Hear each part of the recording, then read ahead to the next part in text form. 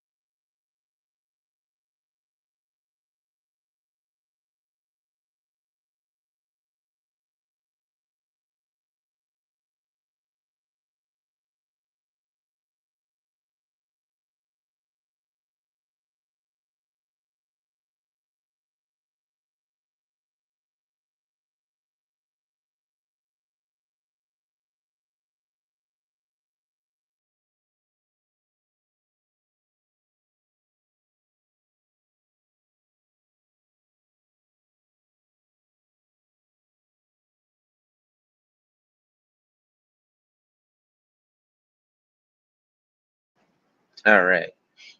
So now let me share this actually to WhatsApp too. Get y'all in.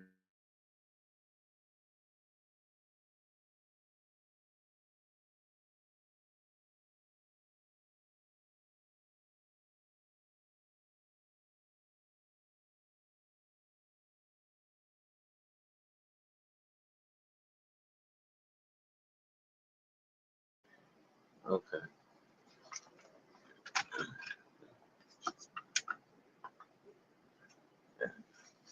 All right, y'all. I'm about to get started in a couple minutes. Let some folks roll in.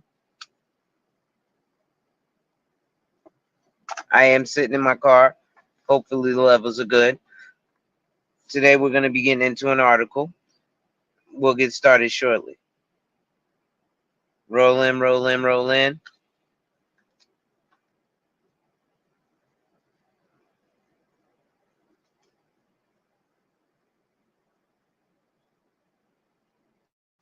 Let me share it on YouTube too.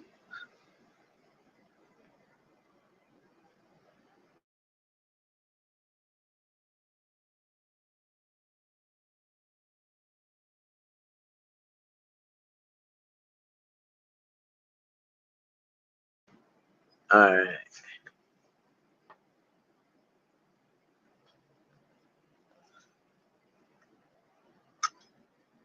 So let's get ready, y'all.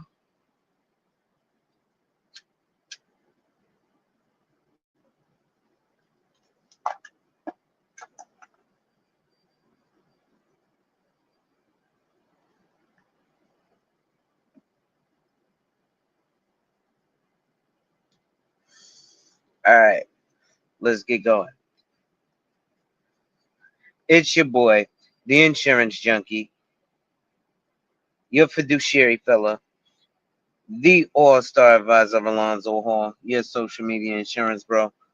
Back again today to weapon tap on your head with another ADH wealth solution. Today we're reading an article from Financial Advisor magazine entitled "How Should Owners Cash Out of Their Business," written by Andrew Apfelberg. What's going on, Cynical One? How you doing?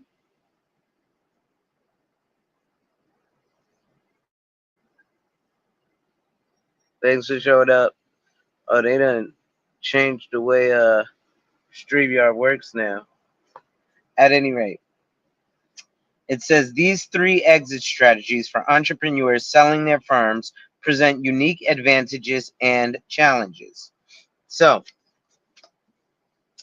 as you guys know, this is going to be a commentary from my perspective, my point of view, as I'm reading articles, as why it's Wealth Solution articles, because I'm gonna throw my little, on it, and hopefully you'll appreciate it. Make sure you hit that like, drop a comment, subscribe, and hit that notification bell so you're made aware every time I release new content. And as always, share, share, share. Lastly, to contribute to channel growth or to schedule an appointment with a licensed financial professional, the links are in the description of this video. So, those who have run successful companies for a number of years, either as CEOs or founders, will inevitably face the question, when and how do they bow out? They might have personal aspirations to do something else, or they might think that the market conditions have made it the right time for them to leave or at least to sell most of their interest in the company. So, ironically enough, ladies and gentlemen, this is when you'll see something from your company in a retirement account called an ESOP. Sometimes they'll call it an employee stock ownership program, but generally that is set up when an ownership is planning on exiting the business. And this can be projected far out. I've seen companies who have had an ESOP for 25 years. Okay. And if they have an ESOP 25 years, that means that that whole time they were looking for an exit out. So any point in that time at that 25 years, your part of the profit share was whatever it was. What's going on, time? All's well. No doubt, bro.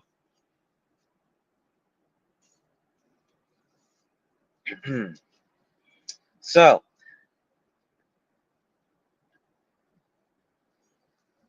where were we? So, maybe they want to monetize their life's work, but keep running the company. Maybe it's a CEO who's been running the company alongside its founder and wants to do something else.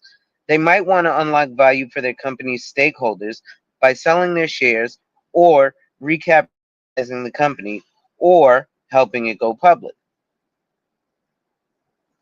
So, those right there are what you would call an exit strategy. All too often, people get into business and they have no exit strategy, meaning that they have no plan of getting out of the business, right? They think, oh, my kids will take over the business. And oftentimes, their kids don't want to take over the business, right? Or, their family members have no interest in getting into the business or have no idea of how to get into the business in order to take it over, right?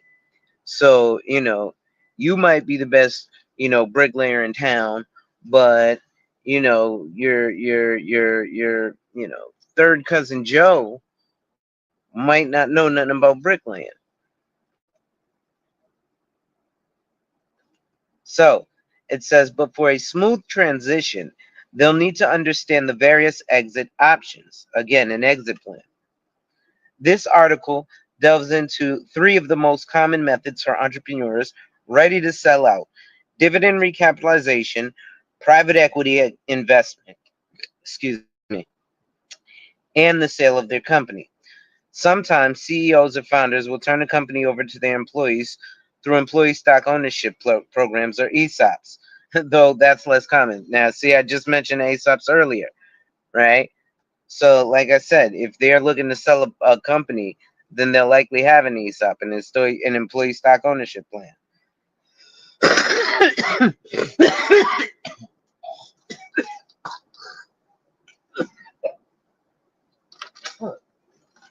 Get that phlegm out. Hot fire, hot fire. So, sorry about that, y'all.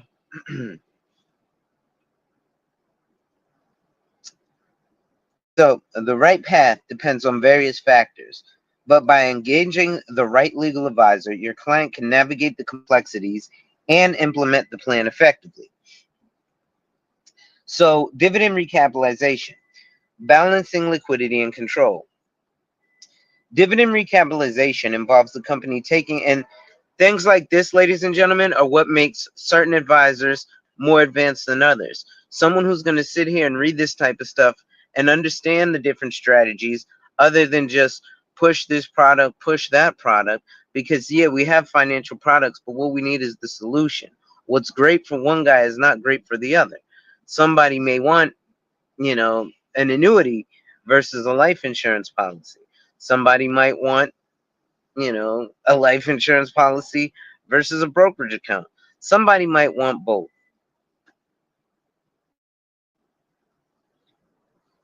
But maybe they can't afford it, or they make too much money, or so many other various things.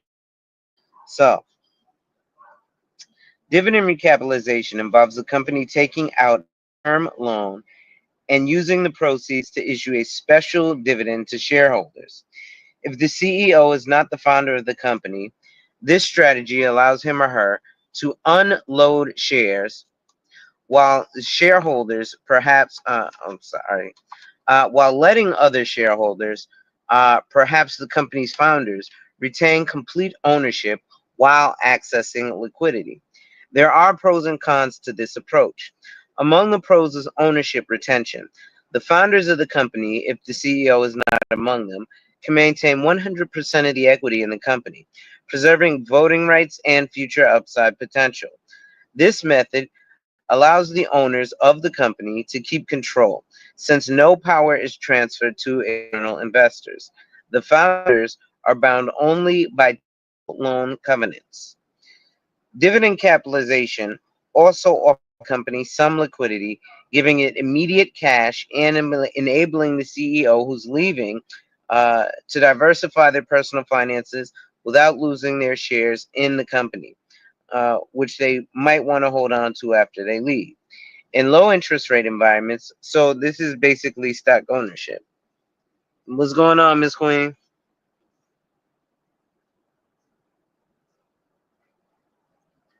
So, in low interest rate environments, shareholders can invest the dividend, yielding returns that surpass the loan interest rate. Additionally, the debt can be refinanced to extend repayment terms. But the dividend capitalization strategy has disadvantages too. One is that it offers liquidity than it offers less liquidity than an outright sale of shares. Oh, I'm sorry. Let me flip the page. So, what does it say? One is that it offers less liquidity than an outright sale of shares would.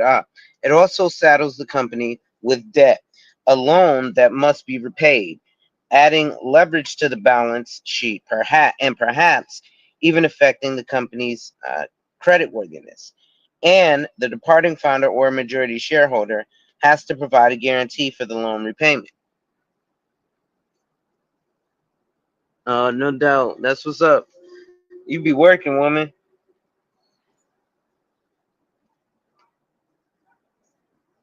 So the debt service for this structure, meanwhile, diverts cash that will be used for the company's dividends or growth initiatives. And if the loans are variable, that could later increase debt costs. So they're talking about if a loan is variable because there's different options of loans. I'm not a loan officer, so I'm not going to get too deep into that. But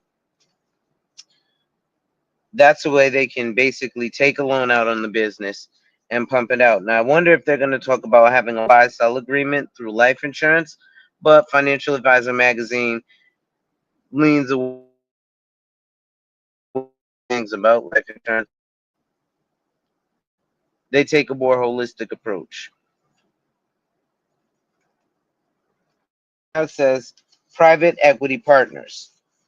So the second strategy for exiting founders or CEOs is to turn to outside investment from a private equity firm, which entails issuing a new class of preferred equity for these third-party partners.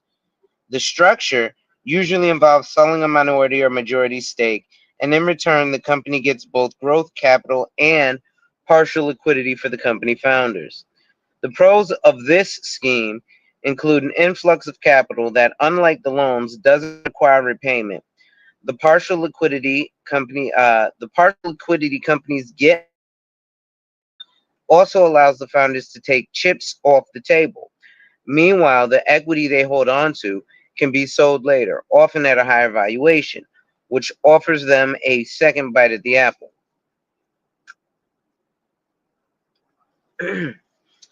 Thank you, Lady Ma Creole. I'm sorry, Cynical. Jeez, I can't read right now. My screen too far away. Beyond those advantages, the companies will now allow benefits from the expertise and resources that private equity firms offer, including their valuable advice, including their valuable advice, industry connections, and financing for acquisitions and growth. PE firms typically prioritize a company's growth, which will likely align with. Yet this approach too. So the private equity firm, all of this is debt so far, right? And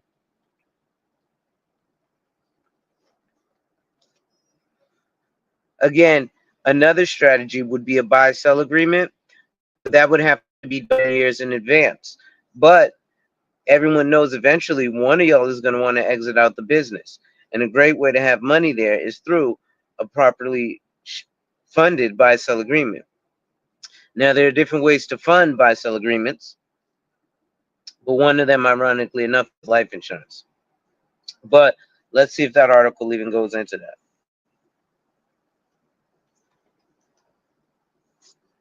that. So where was I? Take a sip of my drink.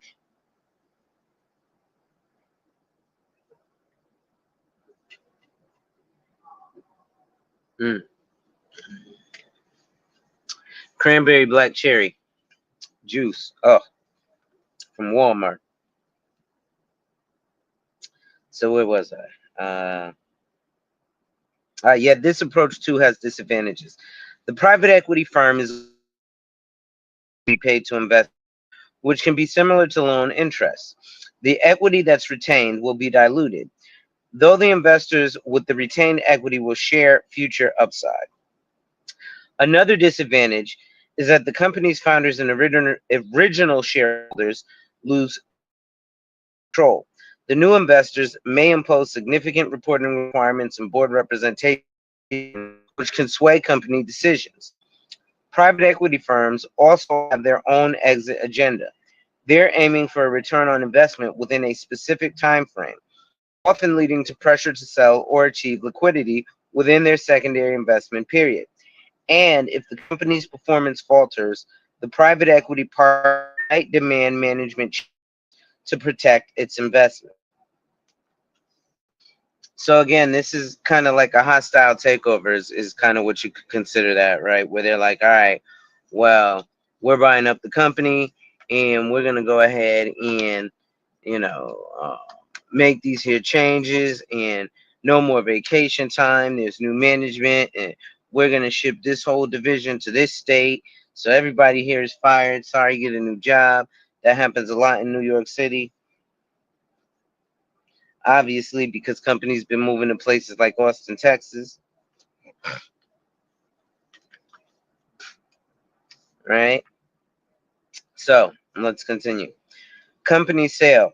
The last strategy is the outright sale of the company to a third party, either through an equity or asset sale. This approach allows someone who's built a business to unlock its full liquidity and give them an immediate and complete financial exit. In this case, the interests of the buyers and shareholders are aligned since they hold the same equity class, since they hold the same equity class. There's no need to pay preferred returns. A strategic buyer would often improve on the company's capabilities, offering it economies of scale, revenue growth, and cost reduction. On the deals often come with earn-out requirements, where certain financial or operational targets must be met by the company after their transaction for the seller to get the higher price. The reporting and control requirements are also going to change, and the buyer's representation on the board will limit the autonomy of shareholders or founders who remain at the company. These changes will also likely lead to cultural shifts, especially if the buyer's decisions differ from the founder's vision, and that can be an emotional transition. Buyers might lay off redundant employees, which would further affect the company's culture and morale. On top of these disadvantages are the founders' indemnity obligations, where they must provide representations, warranties, and indemnities as part of the purchase agreement. The right choice. Departing founders and CEOs have to weigh these pros and cons against their personal goals, the company's performance, and market conditions. Dividend recapitalization will let them perhaps keep control of their company and win themselves some modest liquidity, while a private equity investment will give growth capital and partial liquidity with investor support. If they sold the company outright, it would ensure the full liquidity and operational synergies, though it would involve significant transition challenges. By understanding these strategies, the founder CEO can make an informed decision that aligns with their long term vision and ensures a successful transition for their company. While understanding their primary exit strategies is a good baseline, it is best to engage the right legal advisor to choose the optimal path. So that's the end of the article there, ladies and gentlemen. However, I want to add to that, right? Because again, something that CEOs and business owners may not think about is not a product, but a strategy. You see strategies, but all of these strategies involve a financial product, either a loan or a sale of a business, right? And so again, like I said, under certain conditions, your real estate license allows you to sell businesses, right? Under certain conditions, you know, shit, your insurance license allows you to be a bounty hunter, right? So under certain conditions, things are very different.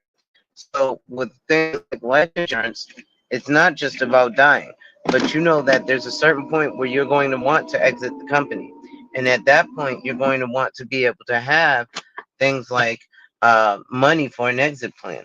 Because why put pressure on the business by either sinking its liquidity with a loan, getting transitions with a loan, or having to be forced into ultimate transitions with a sale if you just do something like say, okay, there's three people in the business.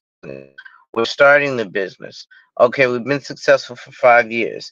Now we can go get a business valuation. A business valuation is where you come to a financial professional like me and you say, hey, Alonzo, I've been in business for 3 to 5 years. I have 3 to 5 years of tax returns. I'd like to get a business valuation. I happen to, as a financial professional, be involved with large CPA firms who do nothing but forensic accounting and business valuations. They can tell you, hey, your business is worth $1 million, $5 million, $10 million, whatever.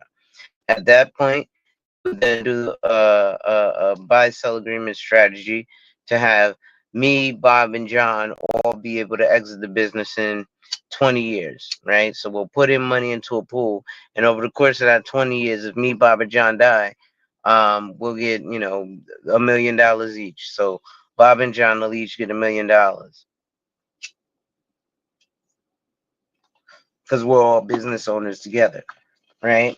So there's more to it than that. But I just wanted to drop a little bit of science on y'all right quick. I think I'll start doing these uh, a little bit more often. I'm still sporadic with it. It is what it is. Uh, and then, oh, she said hello time. Okay, so yeah, again, there's things like strategies with these products. What happens all too often is people are product pushing, right? I'm like the grocery store, right? What people are doing right now, a lot of other financial professionals, is they're going, hey, listen, buy term invest the rest is better than everything else. You got something else that's terrible, get rid of it. Come buy term then invest the rest. Other people are saying whole life is the best thing on earth. If you got anything else, you're getting scammed. You just get a whole life. Some people are saying, IUL is the best thing on earth. If you're getting anything else, you're getting scammed. Here's what I'm saying. You want Tropicana orange juice. Okay, it's on aisle 4. You don't want Tropicana orange juice? Okay, what orange juice you want? You want Minute Maid orange juice? Okay, it's on aisle 4 because I'm licensed to sell it all. So when or I'm affiliated with someone who has the licensure to sell you a certain product, right? So I'm not doing this alone, but I am because I'm a little bit more dynamic. So I am very selective. Even though I'm willing to work it with anybody and help anyone fly, but it's a difficult flight.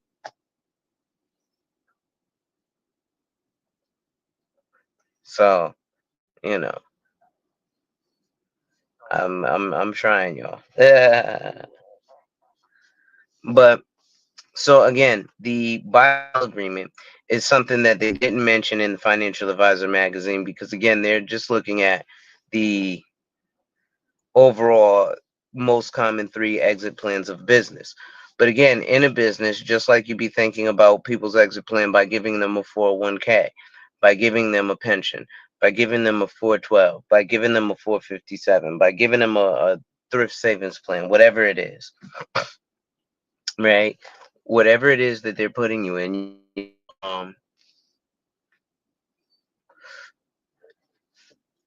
you're thinking for years in the future. So business owners need to look at it for that exit strategy in life insurance. And okay, if me or someone else in the business who's important should happen to die anytime along this business, then boom. But I'm 35 right now. Yeah, I love, you know, throwing dinner rolls across the cafeteria to my customers because Bob's Burgers, no home of the throwed rolls, right? Where I throw dinner rolls to my customers, or Bob's Italian Eatery. But I know by the time I'm 60, I ain't gonna want to be throwing buttered rolls across the damn eatery, right? So I want to create an exit plan. And that's what life insurance is for. You see, it's not just for a death benefit. The death benefit is the main purpose of life insurance, but it does serve other purposes, right? It's just like, many things are for something, but they serve other purposes, right? Shit, all sorts of stuff. Shit, that you black people know that damn butter cookie tin was a butter cookie tin, but it served a whole lot of other purposes that I can't believe it's not butter. Betty Crocker the tub was a good ass cereal bowl on Saturday mornings.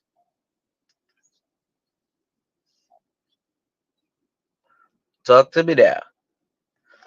Holla if you hear me. Right? So those were excellent things back in the day. Right? And um anyway, I'm just rambling at this point because I'm just looking at different ways that you can plan exit planning your business. And missing with life insurance. And not only the clients, because you don't particularly know, you're not supposed to know. When you say things like, I'm going to do my research, think about that for a second,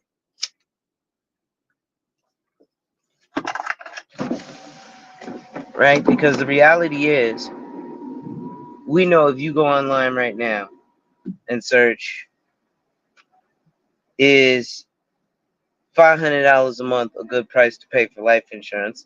All you're going to get is a bunch of advertisements for you to buy life insurance. Why? Because when it comes to searching up this stuff, you don't know what to search for. It's just like, I'll tell you what, I remember when my cousin had a barber shop and he had a newer barber, and the barber was fading my hair. And he said something about a particular hairline, a particular bone on your head that you have to shape or fade the hair around. He said, oh, that's the occipital bone. And I was like, what? He was like, oh, it's something in cosmetics, da da da da. And I was like, okay, I wouldn't know what to look for if I was like, barbering occipital bone or whatever it is, occipital bone. Bro, genius, what's going on, bro? You know what I'm saying? So people, please get out of that. I'm gonna do my own research. Yes, do some research, but the best research is to whatever you were going to ask Google is generally ask the person you have in front of you. Because if you most people don't understand how to prompt these AI things. ChatGPT is nothing other than Google. It's just a different form of Google, teaching people how to use Google. But most people use Google, which was a different thing back in the day. If you know, you know, right? But I'm about to get up off of here in a minute because I've been yamming for a half hour. I'm not trying to go too long. So,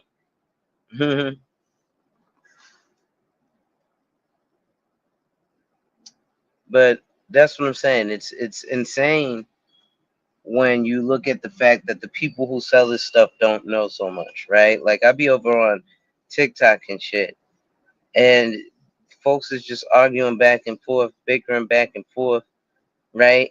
And like I seen my shout out to my boy JT the Pocket Watcher, right? He's more considered on the quote unquote black side of YouTube, but he's very marketable, right?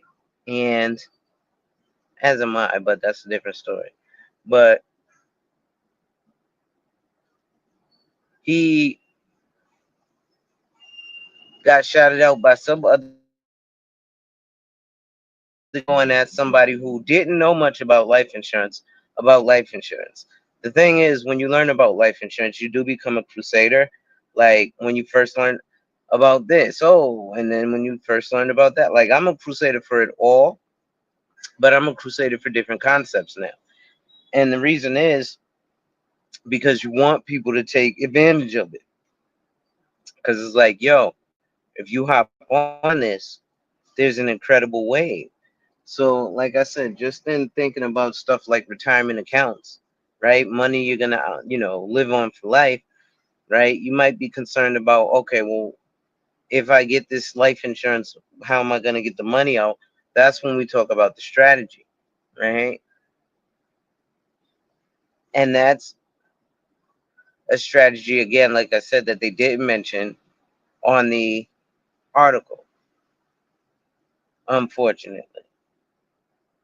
But at any rate, ladies and gentlemen, I'm gonna hop off of here. It's your boy, the insurance junkie, your fiduciary fella, the all-star advisor of Alonzo Hall, your social media insurance bro. And I just wiped and tapped on your head with another ADH Wealth Solution article. Make sure to hit that like, drop a comment, subscribe, and hit that notification bell so you're made aware every time I release new content. And as always, share, share, share. Lastly, to contribute to channel growth or to schedule an appointment with a licensed financial professional, the links are in the description of this video. With that being said, ladies and gentlemen, wipe ass. Work in progress every day and see success. And remember, folks, when people challenge you, they don't challenge you to challenge you, but they challenge you to challenge you. Accept the challenge. Salute.